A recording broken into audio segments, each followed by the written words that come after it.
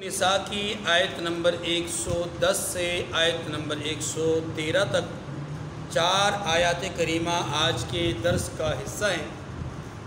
ان آیات کریمہ کا تعلق بھی گزشتہ آیات کریمہ میں پیش آنے والے یا بیان کردہ واقعہ کے ساتھ ہے اور اس کے نتیجے اور اس کے بیان کردہ جو اصولیات ہیں ان کے ساتھ ہیں۔ گزشتہ درس میں ہمارے سامنے شان نزول کے طور پر ایک منافق کا واقعہ آیا۔ اس نے چوری کی اور چوری کر کے پہلے اس نے ایک مسلمان پر الزام لگایا، پھر اس نے ایک یہودی پر الزام لگایا، اور پھر جب اس کا بس نہ چلا تو مدینہ چھوڑ کر مکہ چلا گیا، مرتد ہو گیا اور وہیں پر ایک دیوار کے نیچے آ کر کے واصل جہنم ہو گیا۔ اس واقعہ میں ہمارے سامنے یہ بات بھی آئی تھی کہ اس منافق نے اپنی جان بچانے کے لیے اپنے خاندان اور کنبے کو اپنے ساتھ ملایا حمایتی کے طور پر، اور اس میں کچھ مخلص لوگ بھی تھے صحابہ جن کو اس نے اپنے ساتھ ملا لیا، اور یہ سب مل کر کے حضور کے پاس سفارش کے لیے حاضر ہوئے کہ یہ جو کچھ بھی ہے یہ ہم پر سوائے الزام کے اور کچھ نہیں۔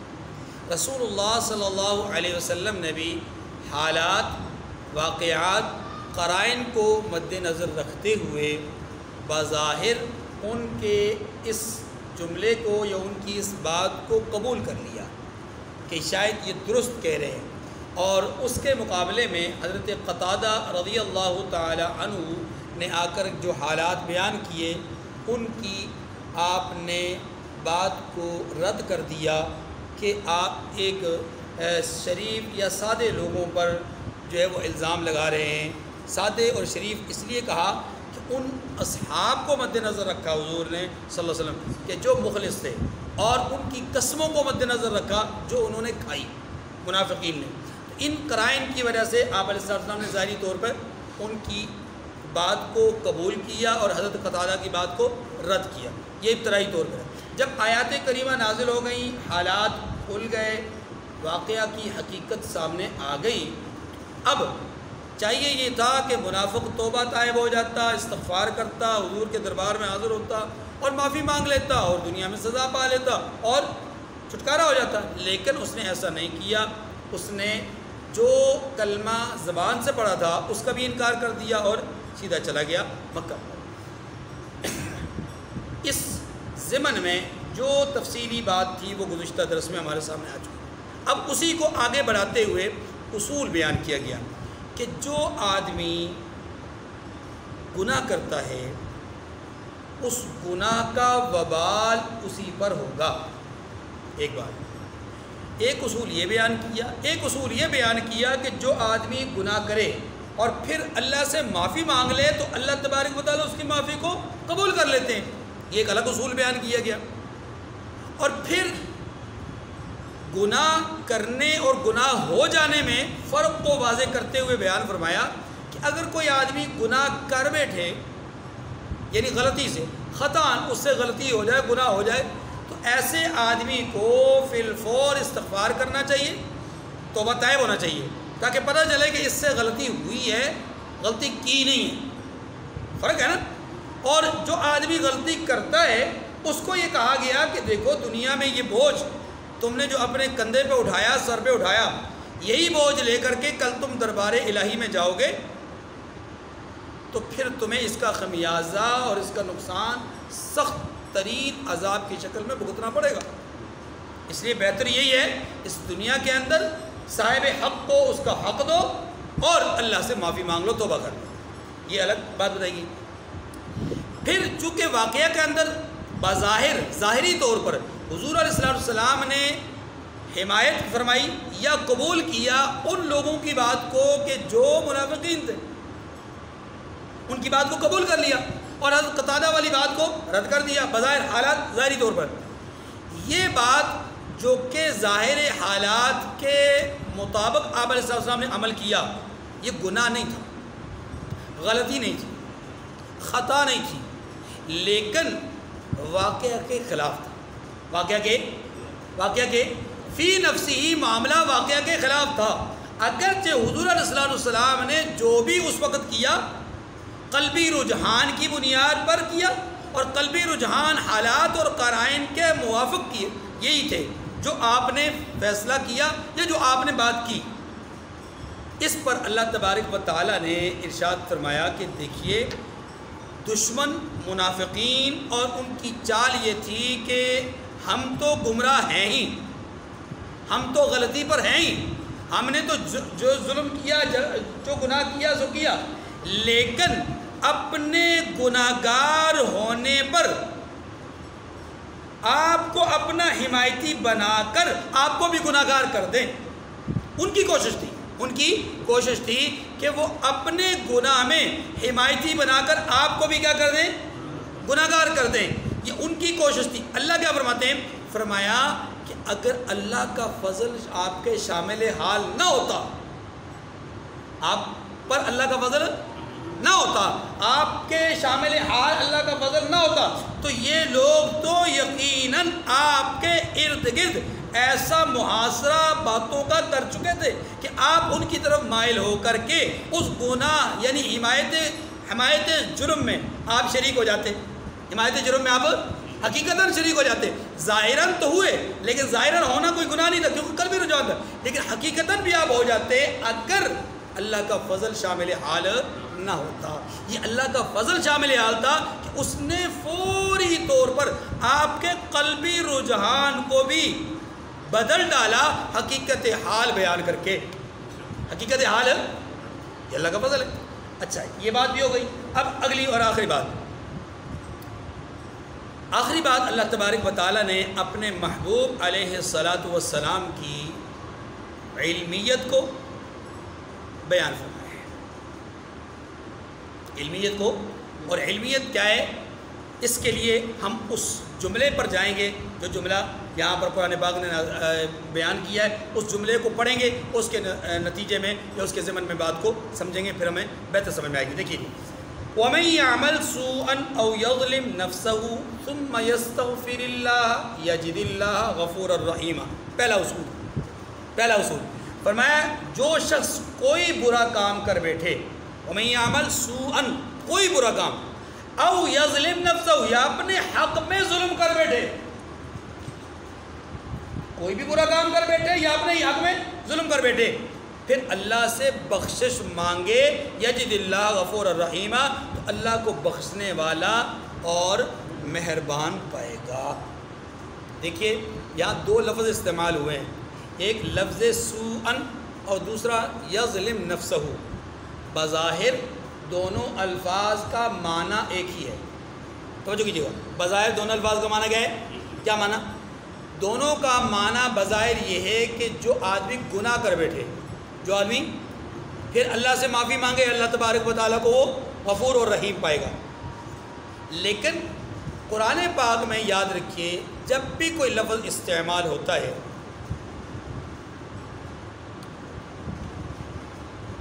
اللہ نے اپنے کلام کو اتنا فصیح اور بلیغ بنایا ہے کہ اس میں بعض اوقات ایک معنی کو بیان کرنے کے لیے کئی الفاظ بیان کیے، بعض اوقات کئی معانی کو بیان کرنے کے لیے ایک لفظ بیان کیا. یہاں پر بھی اگر آپ غور کریں تو بظاہر ایک ہی معنی ہے اور وہ ہے گناہ، لیکن جب اس کی گہرائی میں جاتے ہیں تو مفسرین نے یہاں پر دونوں لفظوں کے الگ الگ مفہوم لکھے. معنی ایک ہی ہے، معنی وہی گناہ ہے، لیکن مفہوم میں فرق آ گیا. مفہوم میں فرق کیسے آ گیا؟ تو جو دیکھیے گناہ دو طرح کے انسان کرتا ہے. ایک ایسا گناہ کہ جس کا اثر دوسرے پر پڑتا ہے. گناہ تو وہ کرتا ہے لیکن اثر دوسرے پر بھی پڑتا ہے. اور بعض اوقات وہ گناہ ایسا ہوتا ہے کہ اس کا اثر خود صرف اپنی ذات پر پڑتا ہے. مثال کے طور پر ایک آدمی ہے، اس نے نماز قضا کر دی، گناہگار ہوا. روزہ نہیں رکھا، گناہگار ہوا. لیکن اس کا اثر کہاں پڑے گا؟ اپنی ذات پر بس. اس کے نماز نہ پڑھنے سے اس کے والد پر، اس کے بیٹے پر، اس کی بیٹی پر، بیوی پر، ماں پر، بہن بھائیوں پر، رشتہ داروں سے کسی پر کوئی اثر نہیں پڑے گا. اس کا اپنا نقصان ہے. روزہ نہ رکھنے کا نقصان اس کا اپنا ہے، کسی اور کا. حج نہ کرنے کا نقصان اس کا اپنا ہے، کسی اور کا. بات مانی. لیکن بعض اوقات انسان گناہ ایسا کرتا ہے کہ اس کا اثر دوسرے پر بھی پڑتا ہے. مثال کے طور پر کسی کے مال کو اس کی اجازت کے بغیر اٹھا لیا، جس کو ہم چوری کہتے ہیں، چپکے سے اٹھا لیا، چوری کر لیا. اب اس نے یہ گناہ کیا، لیکن اس گناہ کا اثر صرف اس کی ذات تک محدود نہیں ہے. اس کو تو گناہ کا اثر، جو گناہ کا کی سزا ہے وہ تو ملے گی، لیکن دنیاوی اعتبار سے اس گناہ کا اثر اس آدمی پر بھی پڑا جس کا مال اٹھایا، کیونکہ اس کا نقصان ہو گیا. اس کا نقصان، کسی نے کسی کو تھپڑ مار دیا. اب یہ گناہ کا عمل کیا، ناجائز اور غیر مطلب بلا وجہ تھپڑ مارا، تو اب اس تھپڑ کا جس کو تھپڑ پڑا ہے اس کو جسمانی طور پہ نقصان ہوا ہے. کسی کا ہاتھ کاٹ دیا، جسمانی طور پہ نقصان ہوا ہے.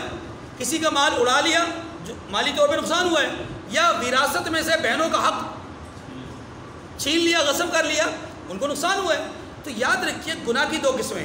ایک وہ گناہ ہے کہ جس کا اثر صرف اپنی ذات تک محدود ہوتا ہے، اور ایک وہ گناہ ہے کہ جس کا اثر دوسرے پر بھی پڑتا ہے. اور قرآن پاک کی عجیب بلاغت ہے. اگر ہم غور کریں تو بالعموم ہم انسانوں سے ایسے ہی گناہ صادر ہوتے ہیں کہ جن کا زیادہ اثر دوسروں پر پڑتا ہے.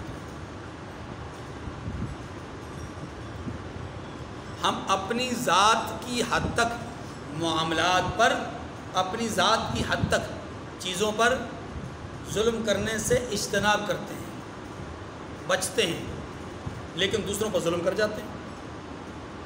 اپنی ذات کو نقصان نہیں پہنچاتے، دوسروں کو نقصان پہنچا جاتے ہیں. مثلا ہم میں سے بیشتر لوگ ایسے ہوتے ہیں جو پکے نمازی ہوتے ہیں، پابند ہوتے ہیں، صوم و صلات کے بڑے پابند ہوتے ہیں، اپنا نقصان نہیں کرتے، اپنا نقصان نہیں کرتے، اور یہ سوچ کر کے کہ اس کا نقصان مجھے ہوگا، اس نقصان سے تو بچتے ہیں.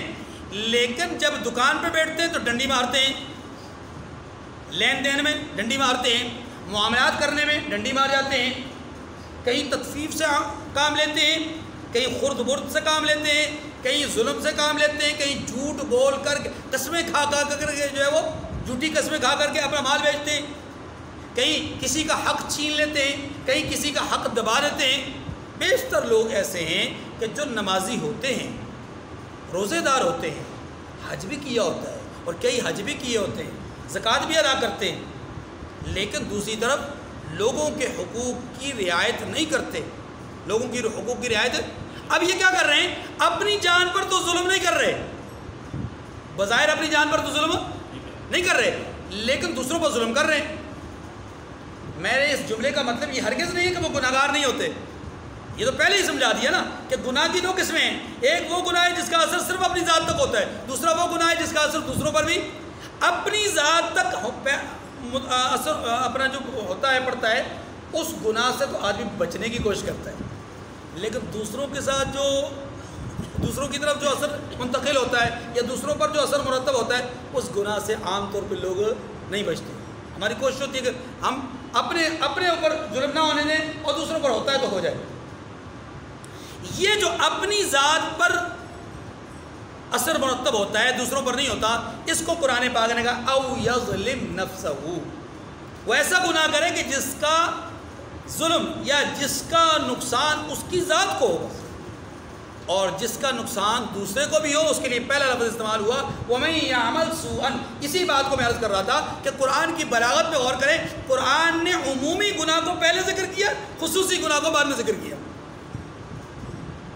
عمومی گناہ ہے نا جی، عمومی گناہ ہے لوگوں کو نقصان پہنچانا.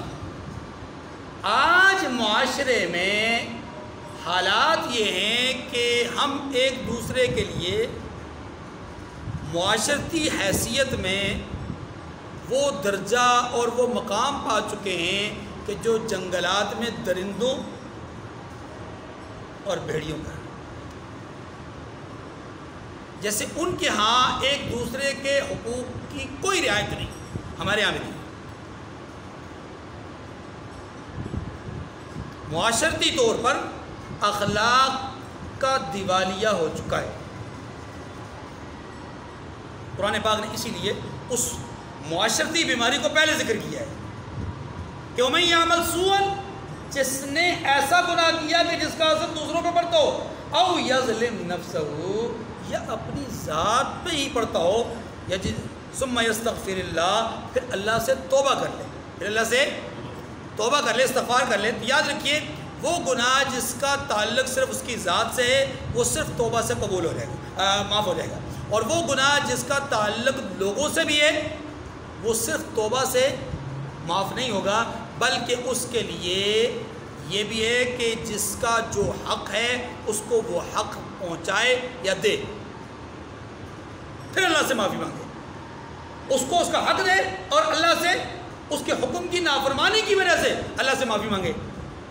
دو چیزیں نا، ایک ہے مخلوق کا حق چھیننا اور دوسرا ہے اللہ کے حکم کی نافرمانی کرنا۔ تو اللہ کے حکم کی نافرمانی صرف اگر ہو تو اللہ سے معافی مانگے، اور اگر اللہ کے حکم کی نافرمانی بھی ہے، مخلوق کا حق بھی چھینا ہے، تو پھر ایسی صورت میں اللہ سے بھی معافی مانگے اور مخلوق کو بھی اس کا حق ادا کرے۔ وَمَن يَكْسِبْ إِثْمًا فَإِنَّمَا يَكْسِبُهُ عَلَى نَفْسِهِ وَكَانَ اللَّهُ عَلِيمًا حَكِيمًا، اور جو کوئی گناہ کرتا ہے، پہلی آیت میں گناہ کر بیٹھے، دوسرے میں گناہ کرتا ہے، دونوں میں فرق سمجھ رہے ہیں؟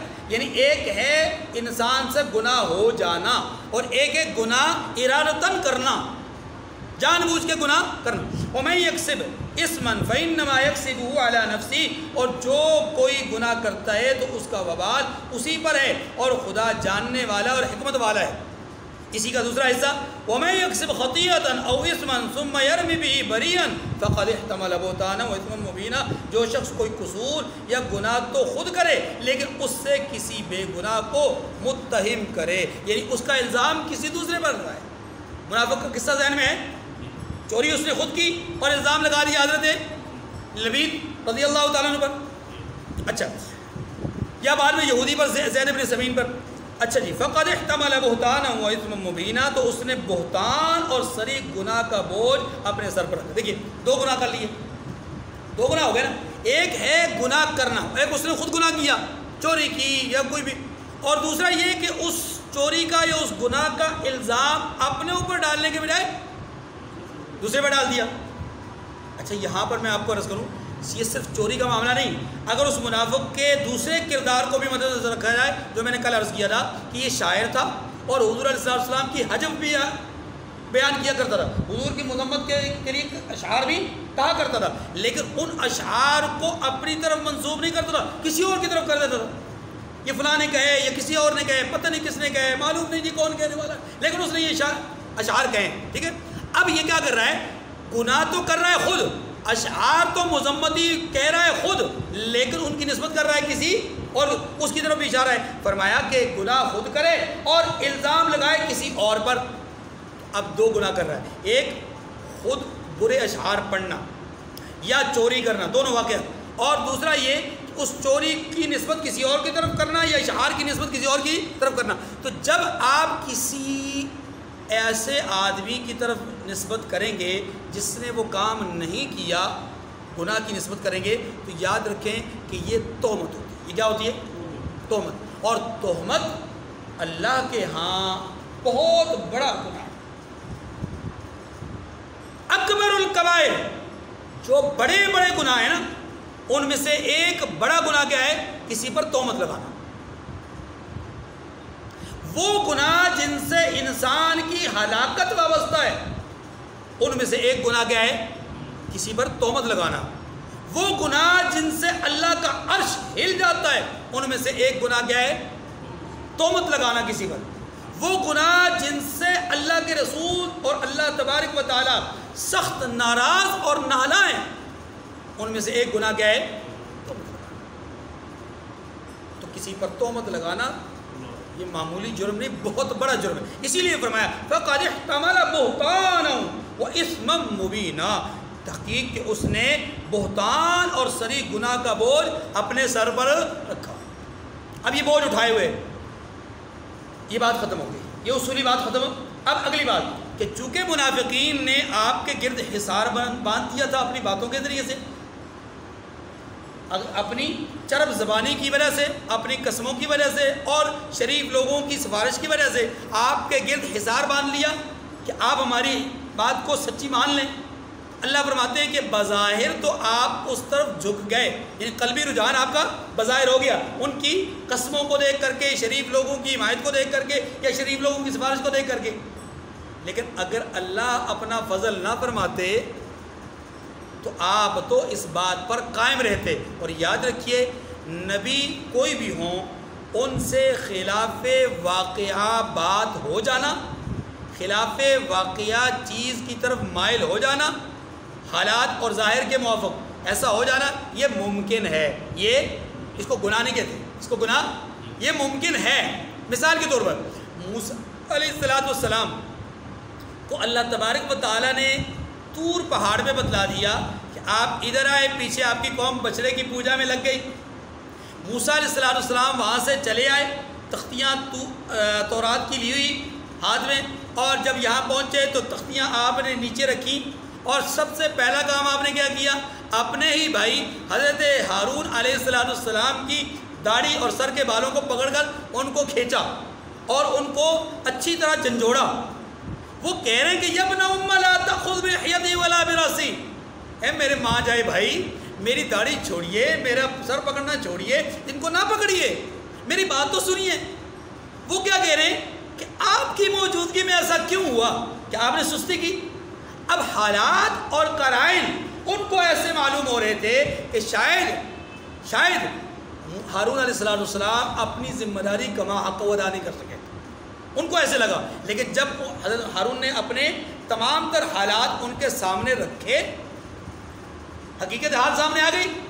اب وہ جو قرائن بظاہر معلوم ہو رہے تھے اور جن کی بنیاد پہ قلبی رجحان پڑا اور جن کی بنیاد پہ آپ نے ان کی داڑھی اور سر کے بالوں کو پکڑا، اس سے پیچھے ہٹ گئے.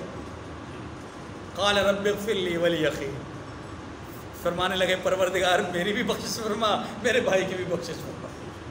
بات سمجھ رہے نا جی؟ حالات اور قرائن کو مد نظر رکھ کر کے بہت ممکن ہے کہ کسی نبی کا قلبی رجحان ظاہر پر ہو جائے، لیکن یاد رکھیے وہ ظاہر پر ہو جانا یہ نبی کی غلطی نہیں ہوتی، نبی کا گناہ نہیں ہوتا. اور دوسری بات، ظاہر پر نبی کا جو میلان ہوتا ہے، عصمت انبیاء کو سمجھے گا، عصمت انبیاء میں یہ بات آپ ذہن میں عقیدتاً یہ بات رکھ لیجئے کہ اگر نبی کا قلبی جھکاؤ یا قلبی رجحان ظاہر کے موافق ہو جائے، اللہ تبارک و تعالیٰ اس پر نبی کو قائم نہیں رہنے دیتے. نبی کو قائم، کیا مطلب یہ کہ نبی زیادہ دیر تک اس قلبی رجحان کے موافق قائم نہیں رہ سکتے. کیوں؟ اس لیے کہ وہ خلاف واقعہ ہوتا ہے. وہ معاملہ ہوتا کیا ہے؟ اگر جب بظاہر نبی غلط نہیں ہوتے لیکن حقیقت میں وہ خلاف واقعہ ہوتا ہے، اس لیے اللہ اپنے نبی کو اس پر قائم نہیں رہنے دیتے. یہی فرق ہے نبی اور مجتہد میں. مجتہد خلاف واقعہ کوئی بات، کوئی مسئلہ نکالتے ہیں اور وہ اپنی سمجھ کے مطابق بات، ان کی سمجھ کے مطابق تو درست ہوتا ہے، لیکن حقیقت میں وہ خلاف واقعہ ہوتی ہے. اللہ کے نبی نے کیا فرمایا؟ ایسے مجتہد کو جو حقیقتاً مجتہد ہوتا ہے، ایسی غلطی کرنے پر، جو مسائل کے استنباط کرنے میں اس نے غلطی کی، اللہ تبارک و تعالیٰ اس غلطی کرنے پر بھی اس کو ایک اجر ضرور دیتے ہیں. کس وجہ سے؟ اجتہاد کرنے کی وجہ سے، یعنی اس کو گناہ نہیں ملتا. لیکن نبی کے ساتھ ایسا معاملہ نہیں ہوتا. نبی کے ساتھ معاملہ کیا ہوتا ہے کہ اگر بظاہر قرائن، جیسا کہ یہاں پر اس واقعے میں ہے، بظاہر جھکاؤ پیدا ہو جانا یہ عین ممکن ہے اور یہ گناہ کی بات نہیں ہے، کوئی خلاف اپنا کیا کہتے ہیں خلاف شرع بات نہیں ہے. خلاف شرع تو تب ہو کہ جب کوئی حکم اور فیصلہ سامنے آ جائے، جب حقیقت حال سامنے آ جائے اور پھر بھی نبی کہے نہیں میں نے اس کے ساتھ چلنا ہے. ایسا ممکن نہیں، ایسا ممکن ہی نہیں کہ نبی ایسا کرے.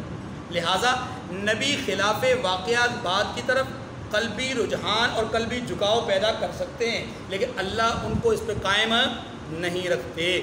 اللہ اس پہ ان کو قائم نہیں رکھتے. یہی بات یہاں پر بیان کی گئی. وَلَوْلَا فَضْلُ اللَّهِ عَلَيْكَ وَرَحْمَتُهُ لَهَمَّتْ طَائِفَةٌ مِّنْهُمْ أَن يُضِلُّوكَ، اور اگر آپ پر اللہ کا فضل اور مہربانی نہ ہوتی تو ان میں سے ایک جماعت تو آپ کو بہکانے کا پکا ارادہ کر چکی تھی. بہکانے کا ارادہ، یعنی انہوں نے تو پورا ارادہ کر لیا کہ ہم نے جو جرم کیا اپنی حمایت میں حضور علیہ السلام کو کھڑا کر کے ایک جھوٹ پر حمایت کرنا، جھوٹے کی حمایت کرنا یا جھوٹے لوگوں کی حمایت کرنا، یہ کیا ہے؟ گناہ ہے نا. اسی لیے فقہاء نے لکھا ہے، توجہ، فقہاء نے لکھا ہے کہ وہ شخص جو عدالت میں ایسے شخص کی پیروی کرے جس شخص کے بارے میں اس کو پتہ چل جائے، یقین ہو، ادراک ہو، حالات اور قرائن اس کے سامنے اس کو بتاتے ہوں، دلائل اس پر واضح ہو چکے ہوں کہ یہ آدمی جھوٹا ہے، یہ آدمی غلط ہے، یہ آدمی مجرم ہے، پھر بھی اس کے جرم کو چھپانے کے لیے، اس کے جھوٹ پر پردہ ڈالنے کے لیے اور اس کے گناہ کو دھونے کے لیے اس کی وکالت کرے، اس کی وکالت کرے. ایک ایک لمحے کا جو جملہ اس کی حمایت میں بولے گا وہ جملہ حرام ہے. یہ وکالت اکبر نے ایسے نہیں کہا تھا. اکبر نے جو کہا تھا ایسے نہیں کہہ دیا تھا. وہ پرانے لوگ تھے، وہ جانتے تھے حقائق کو، حالات کو کہ کیا ہونا ہے.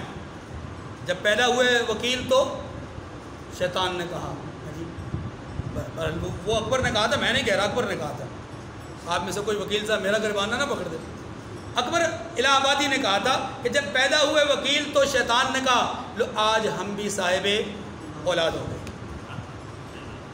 کیونکہ اس میں بہت زیادہ ممکن ہے کہ آپ کو سچ کا معلوم ہو، سچ معلوم بھی ہو، اس کے باوجود آپ فیس لینے کے لیے آپ جھوٹ کی حمایت پہ کھڑے ہوتے ہیں. اور قرآن پاک یہ کہتا ہے کہ جھوٹ کی حمایت کرنا گمراہی ہے.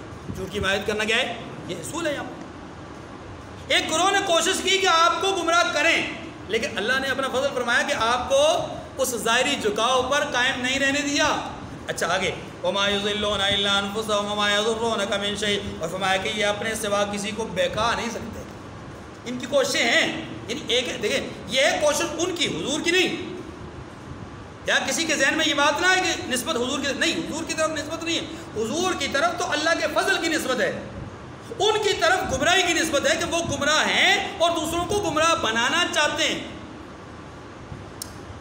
وَمَا يَضُرُّونَكَ مِن شَيْءٍ، اور نہ آپ کا یہ کچھ بگاڑ سکتے ہیں، یعنی اپنا ہی بگاڑیں گے، اپنا ہی نقصان کریں گے. بات ختم.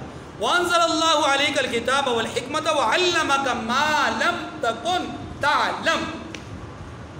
وَعَلَّمَكَ مَا لَمْ تَكُنْ تَعْلَمْ.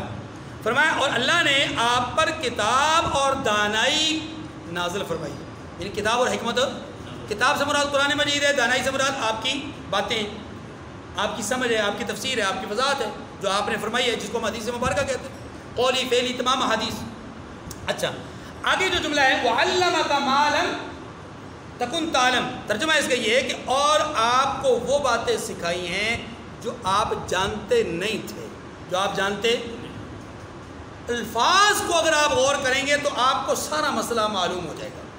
یہاں دیکھیے بڑا ایک المیہ ہے کہ ایک جماعت، دو جماعتیں ہیں. ایک جماعت اس جملے کو لے کر کے یہ سمجھتی ہے کہ اب حضور کو سب کچھ دے دیا گیا، حضور کو سب کچھ دے دیا گیا. یہ بھی بہت مطلب کیا کہتے ہیں اس کو، حدود سے تجاوز کرنے والی بات ہے.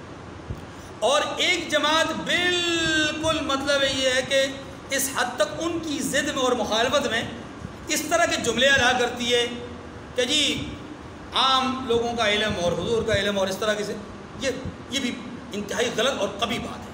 دیکھیے دونوں طرف سے انتہا ہے، ایسا نہیں ہے. اس جملے کو سمجھے گا. اس جملے کو سمجھنے کے لیے آپ پہلے نظریہ سمجھ لیں. ایک مسلمان کا نظریہ کیا ہونا چاہیے؟ پہلی بات، اللہ وحدہ لا شریک کے علم کو علم لا متناہی کہتے ہیں. علم کیا مطلب؟ اس کی انتہا کوئی نہیں.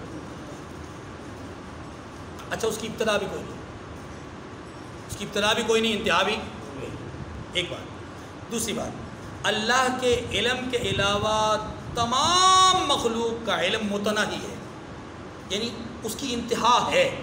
ہاں وہ انتہا مجھے آپ کو معلوم نہ ہو وہ ایک الگ بات ہے، لیکن اللہ کے علم میں وہ انتہا اس کی ہے۔ یہ بات سمجھ آ گئی؟ دو مقدمے۔ تیسری بات یہ ہے کہ اللہ نے اس کائنات میں بہت ساری مخلوقات کو اس کی ضرورت کے مطابق ادراک اور فہم دیا ہے، جس کو ہم بظاہر علم سے تعبیر کرتے ہیں، جس کو ہم شعور سے تعبیر کرتے ہیں۔ جانور کے پاس بھی شعور ہوتا ہے، ادراک ہوتا ہے، فہم ہوتا ہے، سمجھ بوجھ ہوتی ہے، ٹھیک ہے؟ یہ اس کی اپنی ضرورت کے مطابق ہے۔ انسان کے پاس جو علم ہے، جو ضرورت ہے، جو ادراک ہے، جو فہم ہے، وہ اس کی اپنی ضروریات کے مطابق ہے، ٹھیک ہے؟ چوتھی بات، عام انسانوں کے ادراک و فہم میں اور نبیوں کے ادراک و فہم میں زمین آسمان کا فرق ہے۔ عام انسانوں اور نبیوں کے فہم میں زمین آسمان کا فرق، بہت فرق ہے۔ اور آخری بات، تمام انبیاء اور تمام مخلوقات کے علم و فہم میں اور محمد کریم صلی اللہ علیہ وسلم کے علم و فہم میں زمین آسمان کا فرق ہے۔ جب یہ بات سمجھ میں آ گئی تو ایک مسلمان کا نظریہ کیا ہونا چاہیے کہ اللہ پاک نے اپنی مخلوق میں سے سب سے زیادہ علم کس کو دیا؟ اپنے محبوب جناب محمد رسول اللہ صلی اللہ علیہ وسلم کو آپ علم عطا فرمایا۔ اب جب یہ بات سمجھ میں آ گئی تو چونکہ پہلا مقدمہ یہ تھا کہ آپ کا علم بھی متناہی ہے، غیر متناہی نہیں ہے، غیر متناہی علم صرف اللہ کا ہے، تو معلوم یہ ہوا کہ اللہ کا علم اور ہے، رسول کا علم، بس بات ختم ہو گئی۔ یہاں بہت سارے لوگ اپنی ضد اور اپنی کم فہمی یا ضد کی وجہ سے، جہالت یا ہٹ درمی کی وجہ سے وہ کیا کرتے ہیں، ایسے الفاظ بول دیتے ہیں کہ جن الفاظ سے بظاہر یوں معلوم ہوتا ہے جیسا وہ اللہ اور رسول کے علم میں کوئی فرق نہیں کرتے۔ بڑی غلط بات ہے، ایسے الفاظ استعمال نہیں کرنے چاہیے۔ اور ایسے بھی جاہل دنیا میں موجود ہیں کہ جو حضور صلی اللہ علیہ وسلم کے علم کے لیے ایسے الفاظ استعمال کرتے ہیں کہ ایسے لگتا ہے حضور کا علم اور مخلوق کا علم کوئی فرق ہی نہیں ہے۔ یہ بھی جہالت ہے، یہ بھی جہالت ہے، وہ بھی جہالت ہے۔ اصل نظریہ کیا ہے؟ اصل نظریہ یہ ہے کہ اللہ نے اپنی مخلوق میں سے سب سے زیادہ علم اپنے محبوب جناب محمد الرسول اللہ صلی اللہ علیہ وسلم کو عطا فرمایا ہے۔ اور یہی بات یہاں پر بھی اگر غور کریں تو یہ جو نظریہ ہے نا، اس نظریے کو سپورٹ کرتی ہے یہ آیت کریمہ۔ اور ایک اور آیت کریمہ ہے، وَكَذَلِكَ أَوْحَيْنَا إِلَيْكَ رُوحًا مِّنْ أَمْرِنَا مَا كُنْتَ تَدْرِي مَا الْكِتَابُ وَلَا الْإِيمَانُ۔ آپ جانتے نہ تھے کہ کتاب اور ایمان کیا ہوتا ہے، اللہ نے آپ کو سکھایا۔